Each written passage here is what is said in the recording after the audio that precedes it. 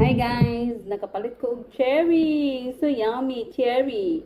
Worth 100 pesos. Oh, you see? Oh! Ako man yung gihugasan. Gibabad din ako og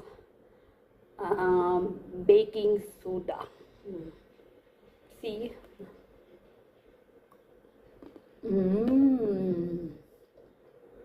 Super lami. Pero guys, ako ning slice yung ginagmay. Kay akong i-frozen. Kay kung mag yogurt ko, ako siyang isagol sa yogurt. So, try ito.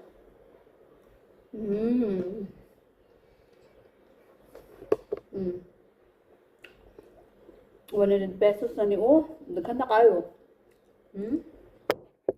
Kung siyang slice on man.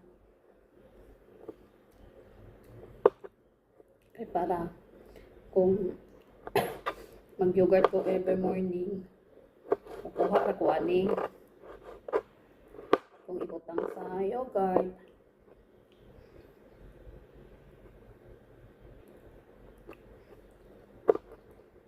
Iba, for na ako'y yogurt kani nga gibutangan ako og kanang chia. Akong butangan cherry. See? Chia. Butangan ako chia. Plain yogurt. Butangan na to og cherry. Ooh. Ooh.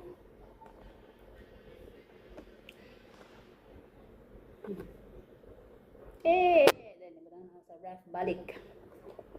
Lamig kayo guys. Fresh kayo, fresh. Super fresh.